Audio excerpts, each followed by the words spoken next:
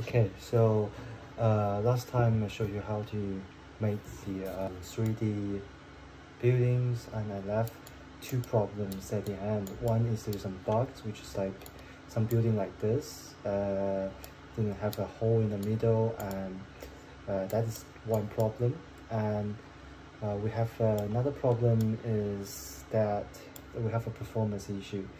If you run it in a gaming computer like me, you probably get a 30 frame per second product here. And what we need actually is a little bit faster, because this monitor is 60 frames per second. So that of course is something we need to achieve. At least in a gaming computer, at least at 60 FPS is what we want. That's gives us more space if we run this product in a lower end devices, that you probably will perform at least 30 FPS. So it's about performance optimizations. So right. So today, I'm going to talk about the lines, about this about its roles actually. I'm going to import the roles from the geolocation data, the OSM data, into this map and create all these roles. And also I will build this beautiful animated lines, let's say moving around the road, to show that it's like a vehicles, or a man is walking around the road. It's like you're tracking somebody, right? Okay, let's begin. So by the end of this video, we will know how to build something like this. So you see this running very smoothly in 60 FPS, and it's only took 100 megabytes RAM. That looks great, because most of the devices nowadays have at least 1 gigabyte RAM. So yeah, this is the code we wrote last time. I'm going to make do some magic up on it. So if you don't know this code, if you don't know how to generate these 3D buildings, so please go back and watch my last videos. Of course, it will show you the process, how to generate those buildings. So first things, we need to fix the bugs last time. Oh, we left last time, so yeah. And cool. Let me just run this project for now. Let's see what we left.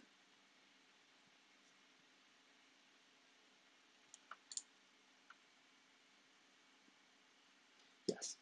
Now you'll see that here, this building doesn't have a middle part in the mid. Well, basically, originally it has a middle hollow parts in the middle. So now it hasn't.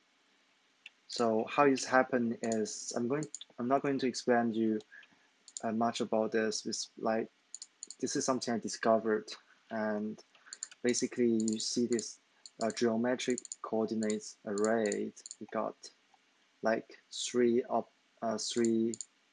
object inside it, 3 array inside it, and the main building shape is actually the first one. I just tell you the conclusion. If you want to know more, you can just go to the OSM document or Overpass API document to find out more. And the second and third is actually the shape of the hollow part in the middle. So how we're going to do this is, we are going to use these two shapes to punch a hole into this shape, the first shape, that will create our main building shape. Okay, right? And going to do something in here. So you see that in this for loop, we need to check if I equal to 0. If I is equal to 0, then we need to define our shape at the outside of this block, and we declare our a space for our geometry as well, and we also need a holes array. So if this is the first part of the coordinates data, then we generate the shape, which is basically that's the same as this one. So we don't need this one anymore. Otherwise, it's the hole. So we will push a new object into the hole. Sorry. We'll push these two things into the whole array. And I think it still be the same using each of it. And after that, after now we have a shape, we have a hole. We need to punch the hole into the shape. So if you go into Threejs document, you will find that in shape buffer geometry, I think shape, you will find there's a hole. It looks like the Threejs already prepared it for you. You can just punch a hole easily into the shape and create a new shape. So what we're going to do is loop this hole again. So I just define edge, and because we don't know how many objects in the holes array, so we're going to loop it again. This is edge, right? And shape dot holes dot push. So basically, you see here the whole property is an array. So we push our holes into our array. So we push them into our shape. Now, by the end of this line, you have successfully punched a hole into a shape. That's very easy. Now, since we already decline our geometry, we don't need the lat anymore. And so we still need to generate our geometry by the shape and do the rest of the things and save. Let's see if we fix that bugs. Right, cool. See here? Now there's a hole in the middle of this building, as well as building like this. So if we compare them with the OSM building in the city of Edinburgh, you can see here this 3 hole at this middle part of the building here is successfully generated and as the same as this website. Cool. And we need to do the second things we need to do is the performance optimization. Well, basically, to do the performance optimization for this one is very easy. So in the Threejs, if you generate this building, each of them one by one in the map, so this building will be an independent mesh, and this building will be another mesh. So all of them will be an independent mesh displaying in the 3D space, which cause a higher performance cause to render the whole sense. But if we merge all of them into one single mesh, I explained you last time, the mesh is just 3D module on the sense. So if we merge all of them into one single mesh, that will dramatically improve the performance. So what we're going to do is we need to use something called buffer geometry alt tools. It's like this basically means tools. So yeah, and we need to use this merge buffer geometry functions for merge all the geometries into one buffer geometry instance. Then we create a mesh, so there will be only one object. Before we do this, I want to use a tools names statistic tools to check if we really improve the performance. So these tools is actually inside the as well in the example states. Well, basically, if you open anything, you can see a state over on the top left corner here. So where you locate it, you locate on search and state. It locates on the JSM libraries state module.js. So then we need to do this on JSM. So just copy and paste this one here and found things labs, and we're going to found states, statistics, stats. We import this module here and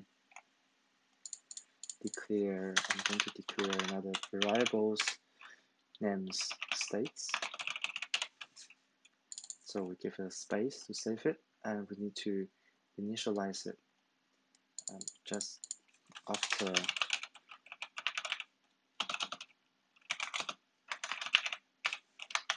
everything initialized it. Yep.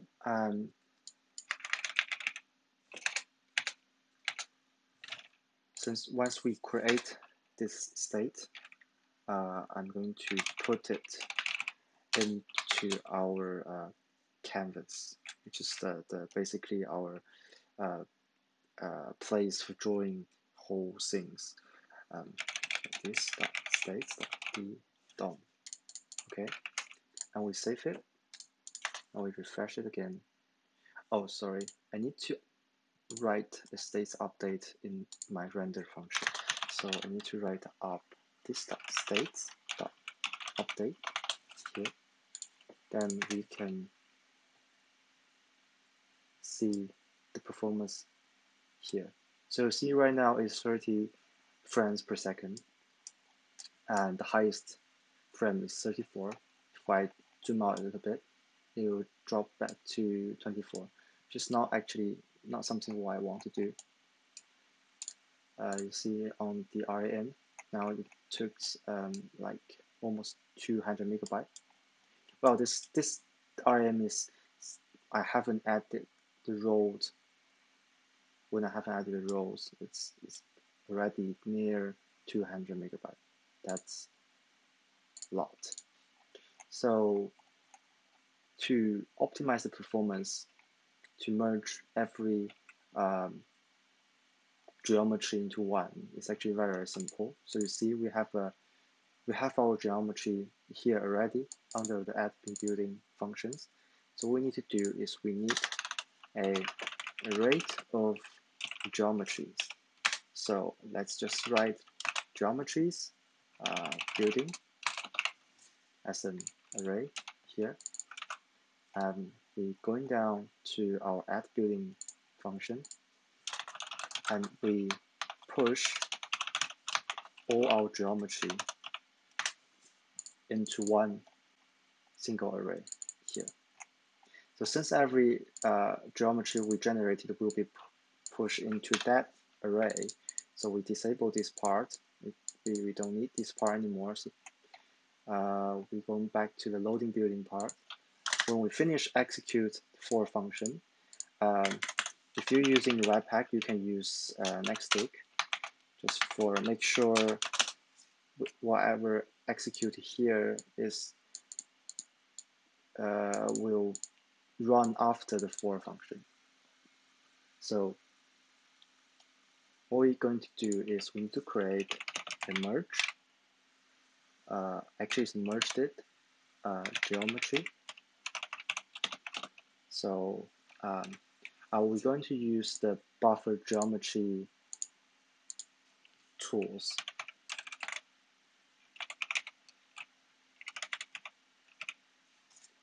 So we're going to import these tools because it's not inside the main Three.js library. Where you can find these tools is I just copy and paste this line.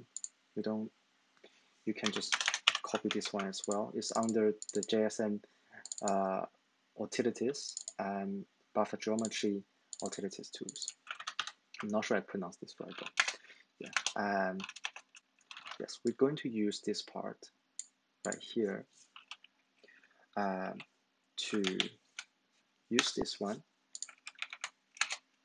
and to use our function, this function here.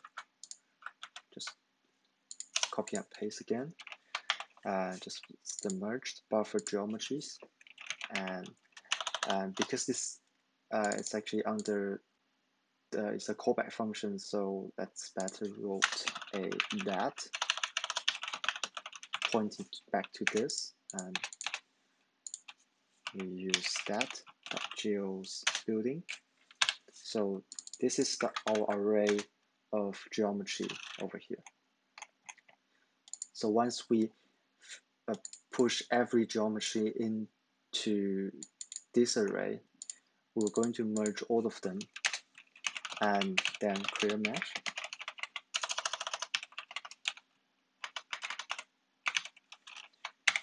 That based on this geometry and based on our material that I wrote it last time. So it's the material building, the building material.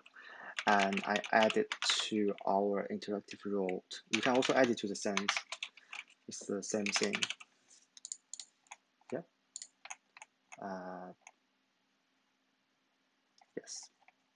Cool. Now let's see what will happen. Cool. You see now the frame rate is go up to 66, and even if I zoom out, you see that the frame will still keep in 60 FPS. Well, just remind you, I'm running this on a gaming laptop with a 1066, I think it's 1066 or 1060 graphic card, which is the performance is quite okay for compared to your iPad or a normal laptop. So, but if you're not running this in a gaming laptop, you can't reach this frame rate, but you will see that the differences between the last version and this version will be completely different. Right, and now since we merged all the geometry, now you have new problems. So if we want to click on one object, now like for example this one is the university library. Since I study here, I know this one. So this is the university library. If I click on this, can this one, if I want to click on this and show the names on our screen, that won't happen because the whole city is now merged it into one 3D module. What we're going to do is that we need to create a bunch of helpers. So it's like a gliders. How can we understand this one is if you have ever used Unity before, now you know there's a invisible boundaries that you can set for one 3D modules. Like for example, this one, you see? So when the other object hit this one, it will tell the program, you tell the engine that one object has already hit another object, like this. So we're going to create a collider like this in Threejs to tell our mouse that when we click on it, it will intersect with the our mouse. Well, it's something else I will tell you later. It's about the ray caster. So right, and let's create one first. So in here we need to create a helper. Why I called it helper is because in the Threejs you call helper. Depends on the different engine you're familiar with, you might call this in different things. So basically a helper in Threejs, just like the collider, like this. This is a box3 helper. Just like a collider, you create a invisible wall or invisible boundaries outside the main modules. Now, we go to see, we are going to use the box tree helper because most of the building is a square. So we're going to create this into our buildings. So I just write generate a helper, and for now I'll just leave it there because I need to create another function. Well, you don't actually need to create another function, just make it, I just want to make out my code cleaner this way. So to generate a helper, what we're going to do is we need to import our geometry for sure. Geometry, and yeah, and we need if we actually geometry, our geometry, check if our geometry already have a bounding box. So we will check bounding box here. If our geometry don't have a bounding box, then we will calculate, we will tell our engine to calculate the bounding box for us. So what it does is to calculate how big it is and generate a bunch of numbers, arrays, positions to inside the geometry objects. Then we create a box tree. We import that bunch of data into our geometry, into our box tree, sorry. And so in here, this is my experience. So I just, as you know, you need to check if this box can generate this successfully, or there are some numbers might lead to a wrong calculation. Some modules don't, you can't really calculate the there's how can I say this? You can't actually calculate the bounding box, so it will produce an infinite number, which is quite annoying. You will produce a default box tree object in the middle of the map. It's huge. Okay, so we need to check if you don't understand it, just write it down.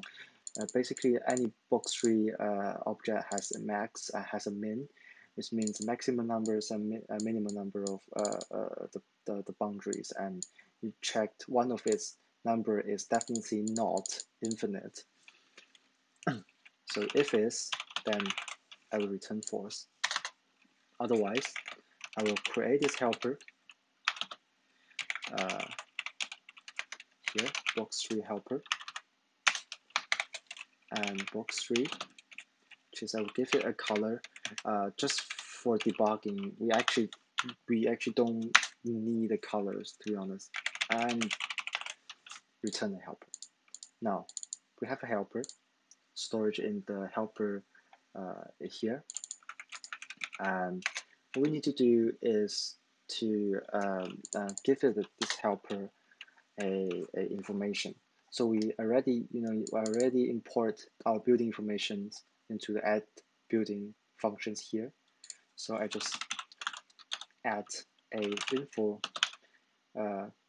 values into our helper object. So I just give it info, and yeah, well, I need to check if I successfully created this helper, because sometimes it will return false.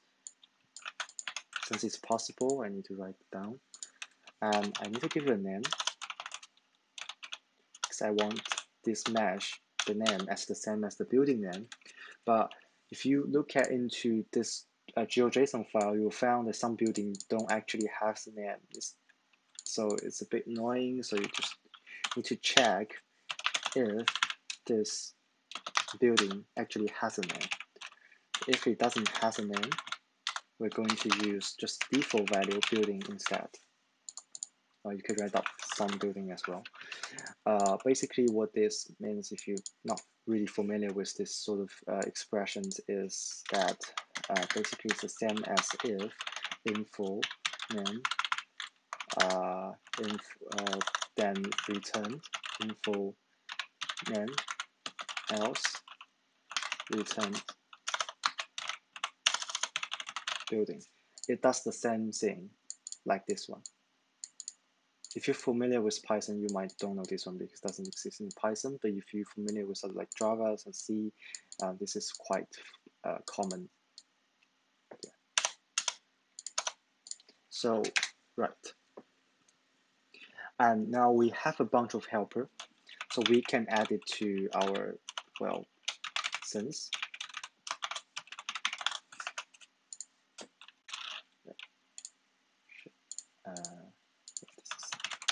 This the typo, and just run it. Let's see what happens. Right, now you'll see all our buildings now have a box helper right now. So it's like a collider. It's like a collider we see over here, generated outside our building. It's cool. And you see our frame rate drop again. And actually, we don't need those yellow lines outside our buildings anyway, because it should be invisible, because it's only help us to know where the information storage in this part of the space. So we actually don't need to add it to our sense. What we need to do is we need to declare another. So collider building, we need to add it into an array, because basically a three group object like IR is just an array. We can just use our array instead of pushing into our sense. So here, so collider building dot push, we just push it into our array. To be sure, you have to add it inside this block, so you have to check if the helper already exists. Otherwise, you create a bunch of errors. You can't actually get these helpers. Right. And right now, you see now all the box is invisible. So all we need to do is I want to click on our space and return I want to click on the building and return the name of the building. Okay, what we need to do is we need to create a function, is fire a, it's actually, this process is called a raycaster. This thing is called raycaster, and basically means that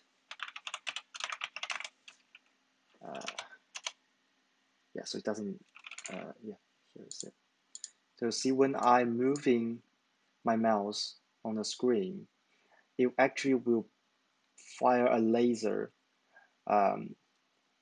through my 2D monitor, because my monitor is 2D, fire a laser and just go through every 3D object in the 3D space and return it to me.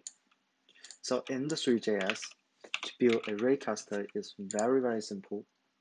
Basically, you just need to declare it, and you need the object contains X and Y value. You can just copy this line here, and you build up a on mouse click or on mouse move or whatever it is functions to detect your mouse click, detect your mouse move, and you import this mouse into the raycaster, and you will tell you what it's been detected. Okay, let's do it. Okay, so you just try. Just fire. I just write fire here. Okay, and what we need to do is that we need to fire a laser. So first, I need to initialize a raycaster, and in the initialize process, the raycaster is equal to new 3.raycaster. Now, we don't need to import anything in this process, because right now we don't know where the camera is, where the mouse is, so it doesn't make sense if we do that here. And Now the raycaster, we can set it from the camera. It's something you can find right over here. So basically it's update the peaking rate with the camera and mouse position. Just basically processing the mouse and the camera. So I just write out a pointer here because I need to know where my pointer, which is the mouse, where's the mouse is. It probably is the touch point if you're using this product in the touch devices. And we need to create an intersects. And we need to build a raycaster object. So in this line, we actually fired our ray, our laser gun, out to our space. And in here, we need to pass in which group we want to detect. So, well, what we add to our helper, we added to the collider building. So in here, I just wrote collider building, right? And in here, just write out true. And if intersect dot length, which is it actually detects things more than 0,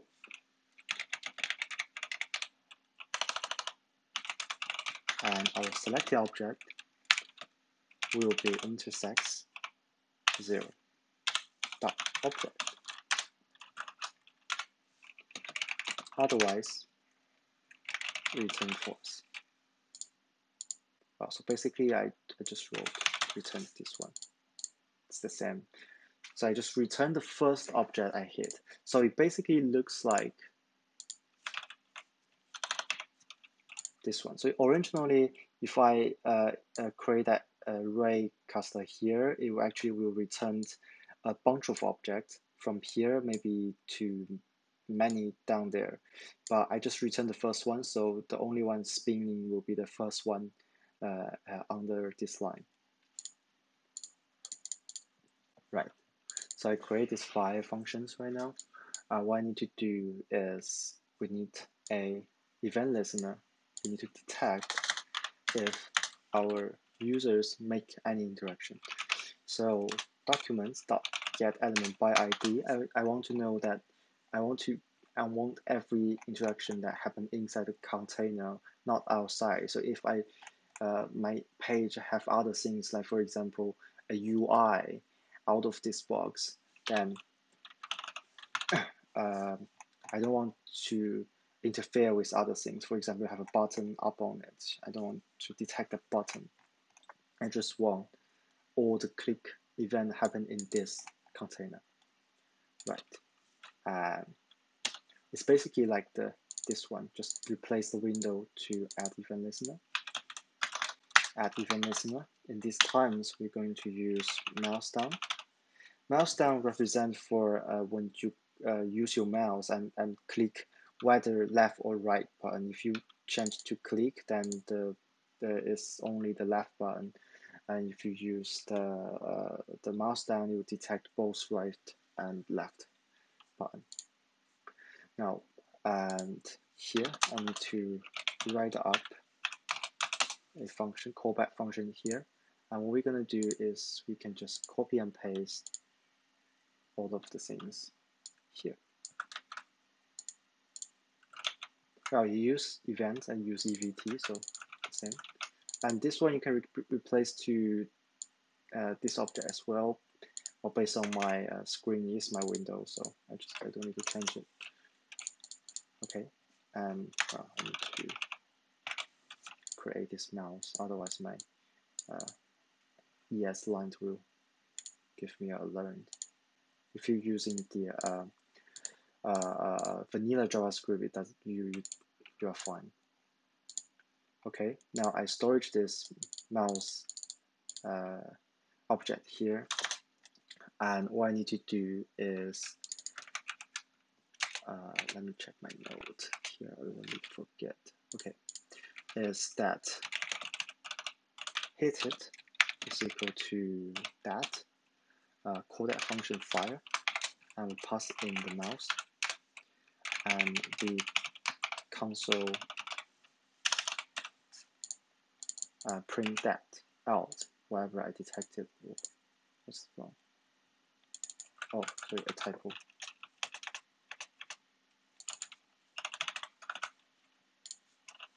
Right.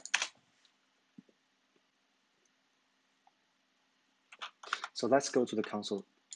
If I click on here, oh, sorry, there's a, just need to change a little bit of the things how to construct it over, what's my event? Yeah, over here. It's going to change it to something like this. Well, it looks exactly the same, but just declare it directly. Oops. Let's see what happens here is that file now. So I think I didn't successfully push all the helpers into our gliders here. So if I already push it to the glider building, check if our glider building is fine. Okay, I just found I forgot one thing is that this is not intersect object, it's intersect objects. So it's a plural. And if you go to the here, ray cursor, you will found that there are two very similar method here, which is one is the intersect object and one is objects. So it's a lot of differences. So if you don't have the S, you can't import the whole array in it. And the second things I missed is that I forgot adding one thing is that here, once I create this helper, I need to update the matrix. If I forgot to update the matrix, if I go to box 3 helper here, it's actually have a, oh actually sorry, it's the update matrix world, and I have to update matrix world, so it will change its position. Basically we change the position and match to the right positions, otherwise you can't click on the right helpers here. So now we put everything into this array. Now our array cluster will check if it hits someone, and in here I'm going to check if hit does have an info object. If it has, means that we click on a building because only the building has info. Well, it's actually the building helper has the info. So we will print it out the hit info.name. If it exists a name, well, some of them don't have a name. Otherwise, we just print it out, hit it over here. Now we refresh the page here. I just close some tab and click on this one. You see, this is the building information, and the name is the Edinburgh University Library. That is actually things that we want. And well, it also gives you the architecture of things. Well, if I click on here, I think it might be the Epson Tower or something. Yeah, well, click on police box. Well, don't know this one, but click on some of them with names, so you'll find these names. Well, you probably will find the position is a little bit different than the real position. Then that's something you need to optimize it, but basically it work. And the next step, like what I showed you on the beginning, we are going to make our roads. Use line to represent road. Where it come from is from this product, which is also a WebGL powered data visualization tools. We're going to create animated lines like this. Just be aware of in this product, they probably have real data for, like, for example, a Uber driver drive around whole cities and actually get those data. Since we don't have those data sets, we are just going to use those lines and we just create animation from the beginning to the end. For example, if a road start from here and to here, we're just going to create an animation from here to here. Well, once we finish that function, we know that how to create animation from the begin point to the end point, and you can apply that to any like if you have data, you can apply to any data you want. Okay, now first of all, we need to import a raw data. How can we do that is that we need to bring up our old friend overpass tube, tube, yeah. And if you like I set this point as the center point for my visualization product, so I just move it to the center. And in here, oh, I wrote it here and it remember me. So just write down that I need to get another dimension of data, which is highway, and the data range will be the B box, which is this boundary box, and at the end. But this language is Overpass create unique query language for your Overpass itself. So if you want to look at the documents, you can go to Overpass API's documents. They got a range of things in there. So see now I exported all the roles, including the pedestrian road and the road for cars, or say a lane, or because different city, different country have different identification for a road. So if you want to find how these things work, you can go to Overpass API, go to the map features. In here, you found a highway section. I don't know why it called highway. I think it's because on the earlier stage, they think they will only get the highway data first. But right now, they have all kinds of data here. Well, in my understanding, the highways only means the roads like this, but yeah. So it has all this data here. And sometimes, just like I showed you, is the motorway sounds like the way for vehicles, but the primary also means roads like this. So it's a bit complicated, but anyway, if you really want to look at these things, you can go into it. It's a big chaos, to be honest. Sometimes it's use a path to represent a small road, but you actually also can drive cars in that path as well. So anyway, we are going to use that Overpass API to export all this data out as a GeoJSON, just like we did here. And because I already export one last time, so I'm just going to use it, copy and paste to here. But compared to this one, now at the end of the GeoJSON file, you found a lot of, let's search on highway. Yeah, in the property, it will create a new value called highway, and the next of it, the value of this highway key is the type of the road. Now you can find lots of different roads like crossing, gateway, and traffic signal, pedestrian way, because we don't need pedestrian ways for these things. So anyway, so we back to our function where we read GeoJSON file here and change to the names. I give the Edinburgh and road. So I just write down our new JSON file.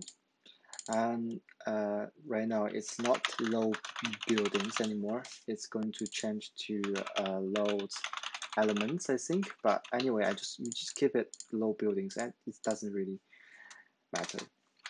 And we are not only browsing for building anymore. So else if fel.properties is, well, since we are using this a lot, we can just create a new variable, say is info.properties. Make things a little bit more clear, so we can import those. Save some space. Okay, now we're going to read this info to check if it has highway property inside these elements. Now we're going to add a new function named addRow, and we're going to import our geometry for sure, coordinates, if I spell it right, and import info, the whole property into it.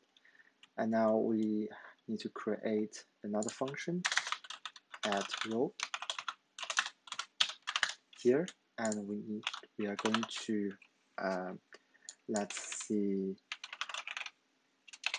we're going to import a bunch of points data, coordinates data. I just write down data and info.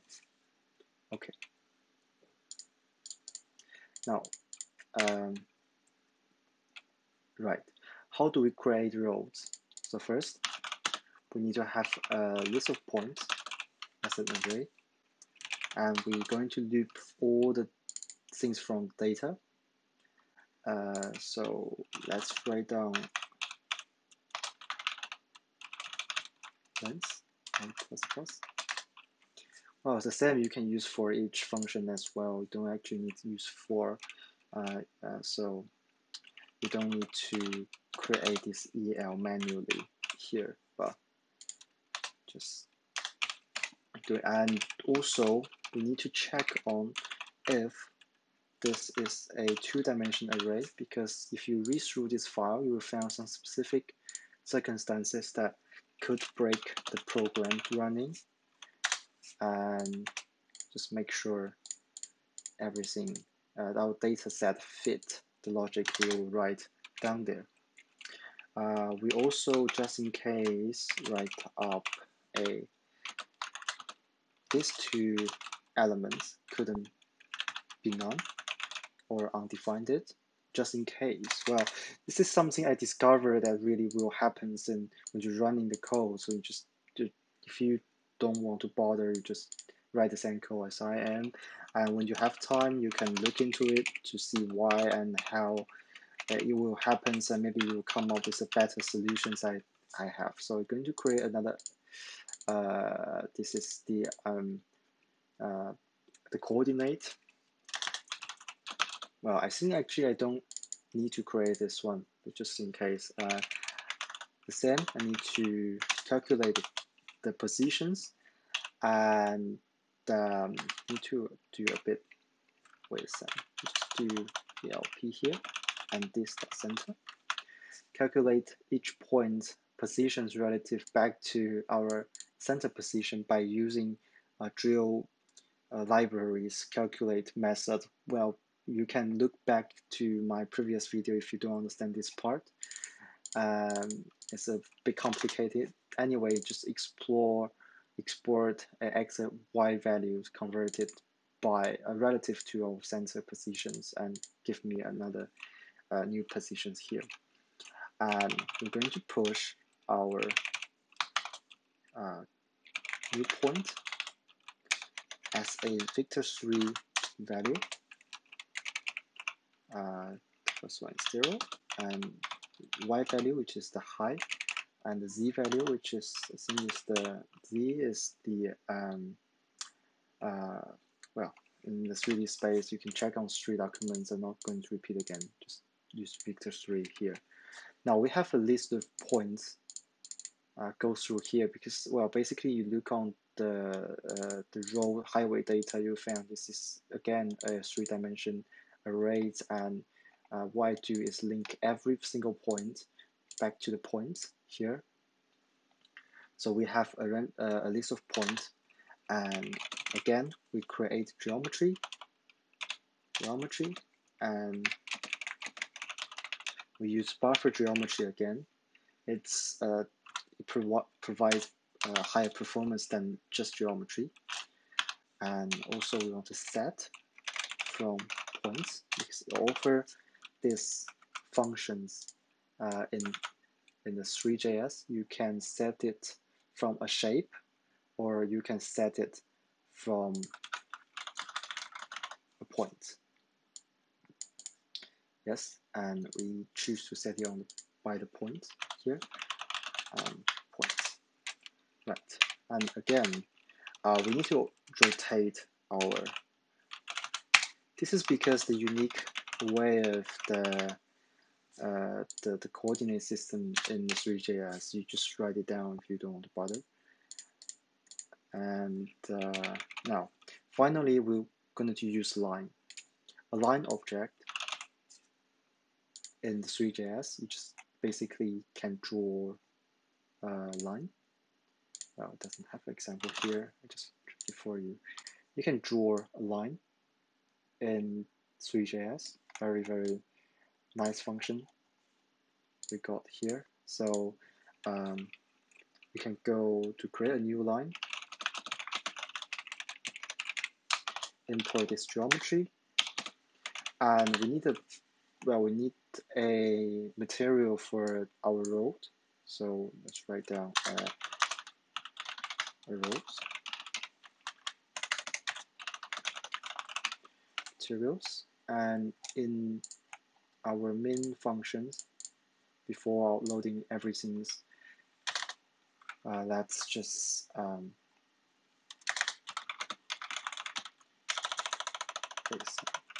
this dot material roads is equal to a new material.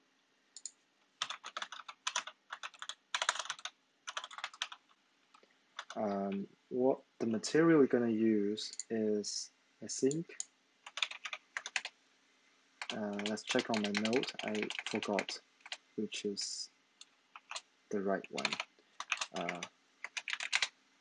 Yes, we're going to use 3 lined basic material here. The color is, we'll just give it a color selected whatever from like a Photoshop software, like a graphic software. I forgot the color value, so I have to open the selection here. I'm using Figma, but you can use any software that can processing images. So here, okay, create a material for road. Now, so when I create this line, I'm going to use material rows for the line here. Now,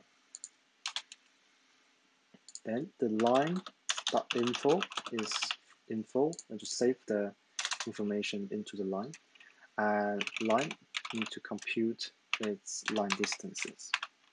Okay. Right.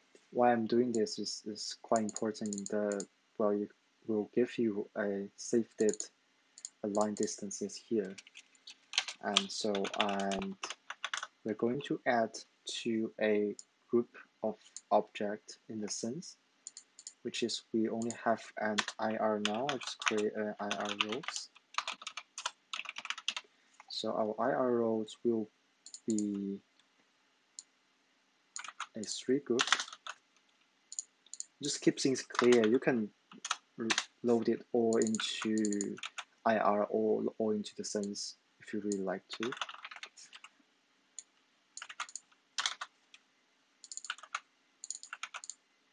Okay, and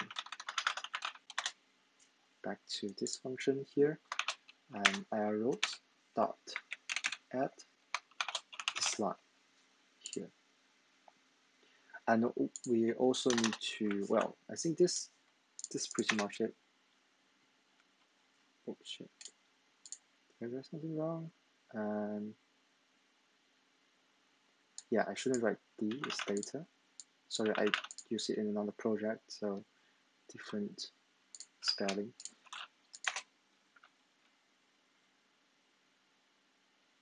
Yep, see here, we have successfully created this road, but see this y-axis is a little bit, no, it's a little bit positioning under the building, so I'm just going to change its position. So line.position.set is line.position. So this is the current position, don't need to change it. So this is, I think for our building height will be 0.5, and the line position position z is the same.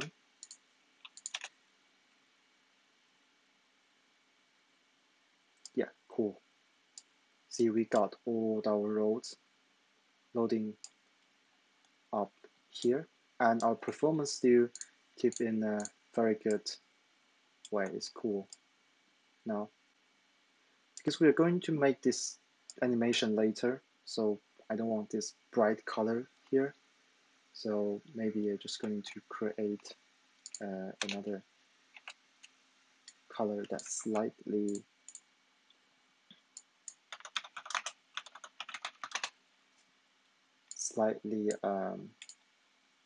not that light bright. It's maybe a little bit darker.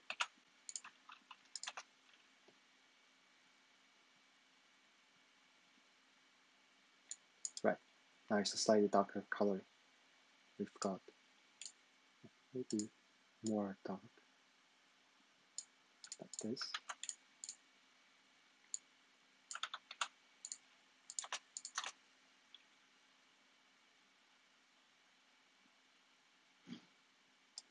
Okay, now we need to make the animation.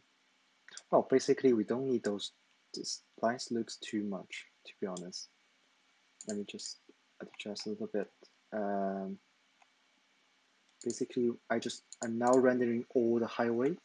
So what I'm going to do is that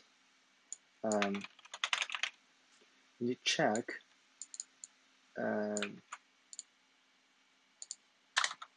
this and just copy and paste from my note. Well, basically what I'm doing is that I'm checking first, this geometry type is a line string, just is a safety check, and I want to ignore all the pedestrian way, ignore the footway, ignore the path. So we don't need those specific line, like I know this is actually a pedestrian road, this is pedestrian road, the car couldn't drive in because of leaving this place, and this is a small park here, and people don't actually drive cars into it, and so I'm gonna just ignore all those pedestrian way for this tutorial. Now I just reduce all these pedestrian ways where you see the performance get higher, and now we're going to make those animation line. Cool. Here, let's back to our animation lines. Will be use a technique called line dash material. What it was is, let's see if, oh no.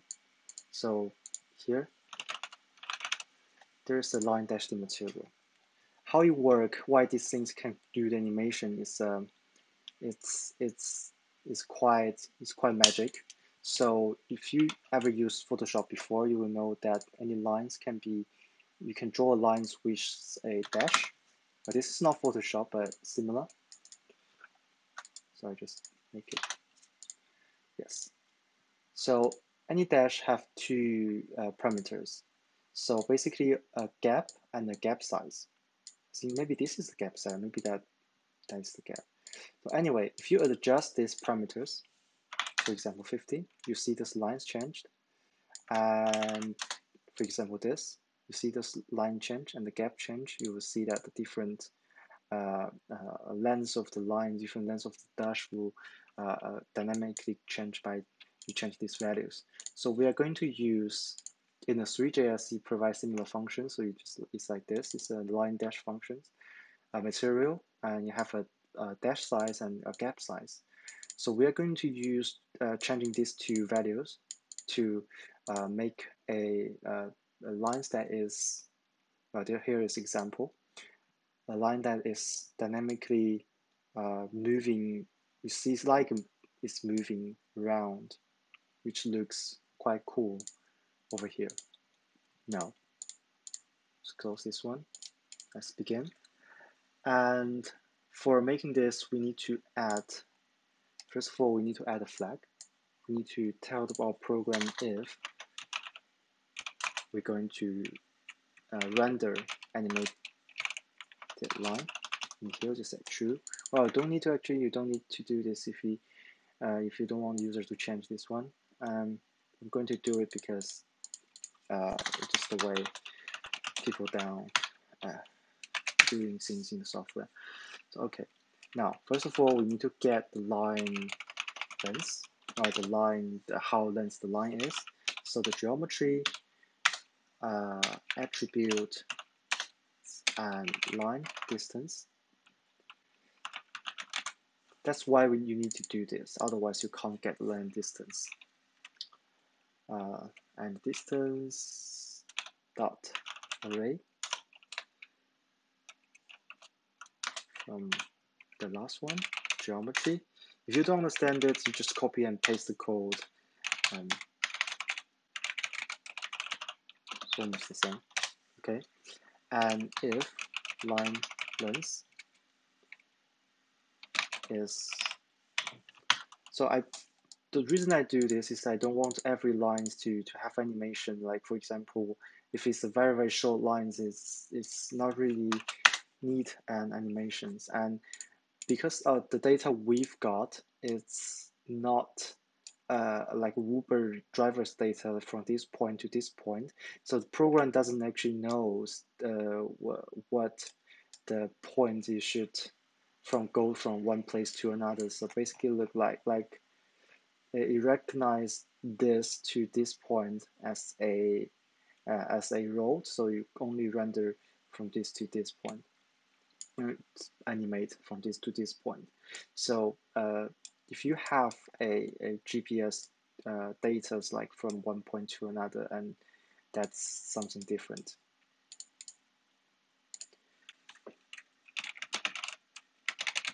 So just write down any line, and I will write another function.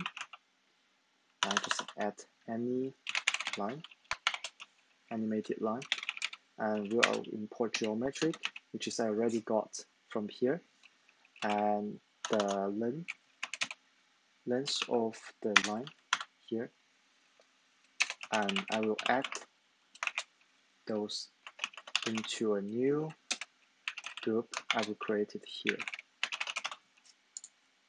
Cool. Now I need to create a new one, any line here, and it's gonna be lines equal to new 3 dot line geometry, and this is going to be a new line dashed material. You can't save a material here like we did over here. That will save performance, but however, if you're doing this way, the animation will sign together, so you can't see. Well, if you're really interested, you can try that. You will see what happens.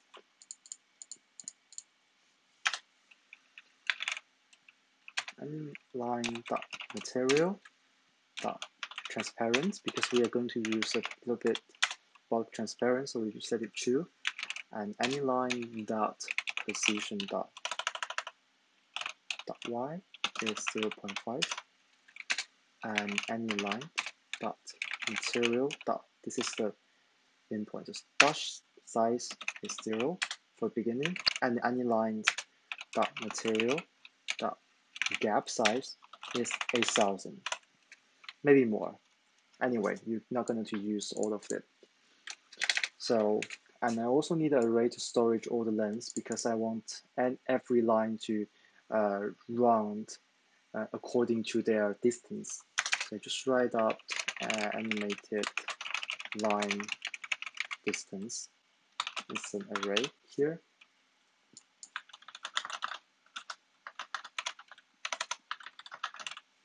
Okay, back to here.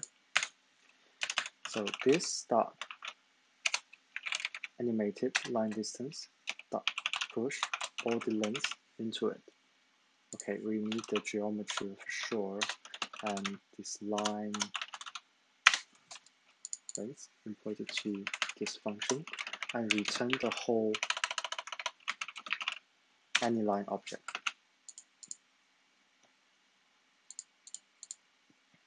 And since we have this add lines, and if we want to animate it, we need to write something into the render function, which is the update in this case, and we just write an update AnyLine function here. So when it running through when it running the whole 3D sense, when the engine is running, we need to dynamically update its dash size. So when you change the dash size, it will look like the line is expanding and moving forward. So if this dot ir dot line here, and the children's dot length and is well, if there's nothing here, then do nothing. Well, basically I can use for each here. So I'm going to loop everything here, SEL, just S line maybe, and change the dash size. I'm going to use parse in to make a flow number to int number. Because basically you don't want to use flow number here. Just how JavaScript dealing with flow number, low performance and not accurate. Okay, and this dot animated line distance is I.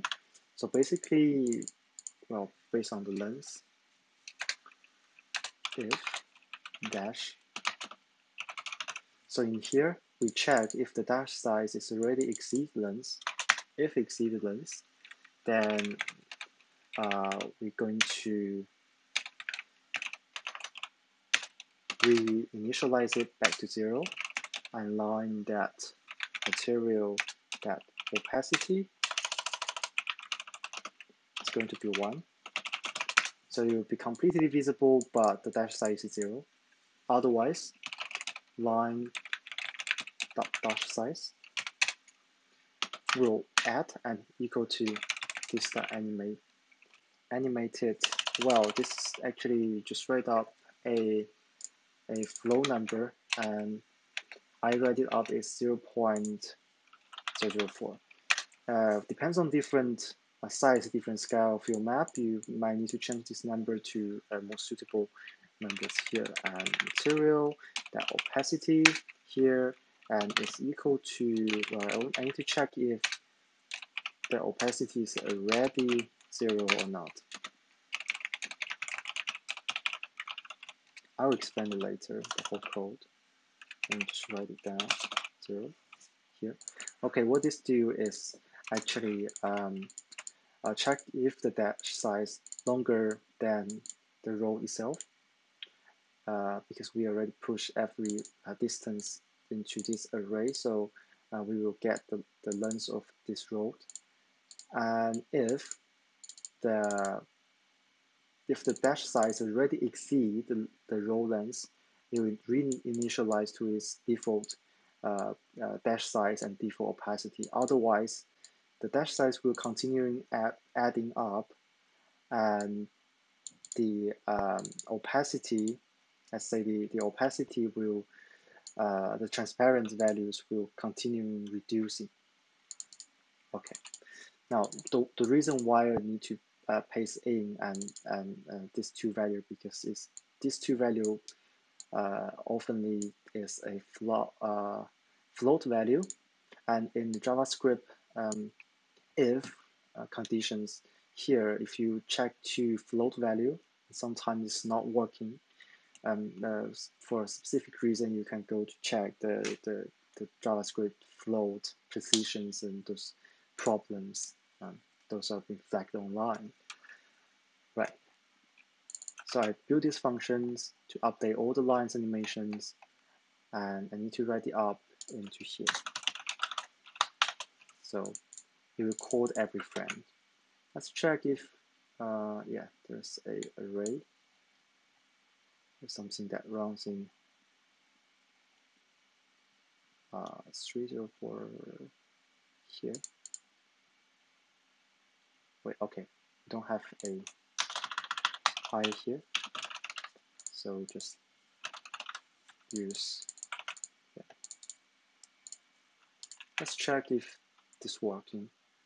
Seems it's not working. Yeah, all right. I didn't build the IR len yet, so let me go here and line. It should be print. It should be right. It should be right lens. But anyway.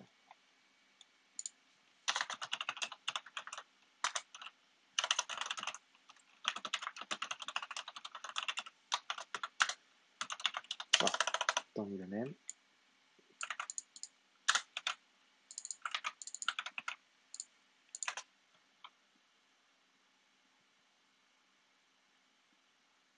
Okay, there's something to do with opacity. Let me check what's going on here. Line material opacity.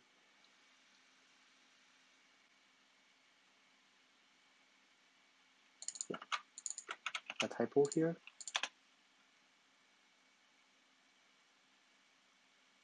Right, cool, done.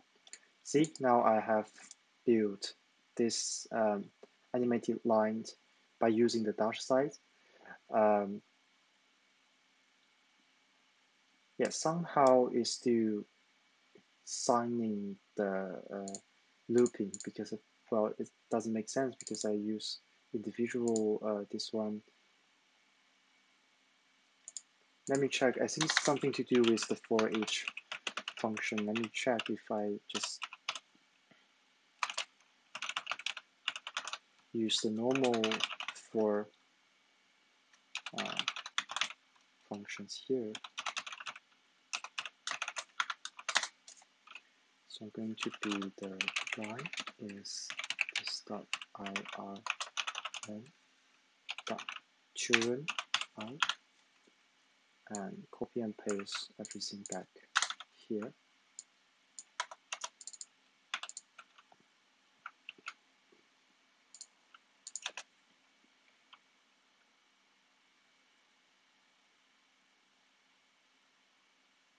Okay.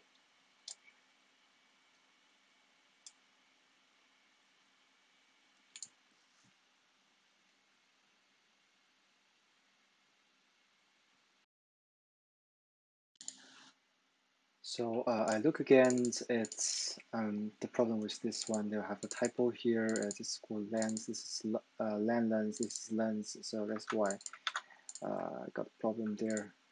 Basically, if you change that one, and yeah, we got our lines, and each individual lines running their own paths without interfering with each other's. So yeah, basically this is today's tutorial, and on next week I will try to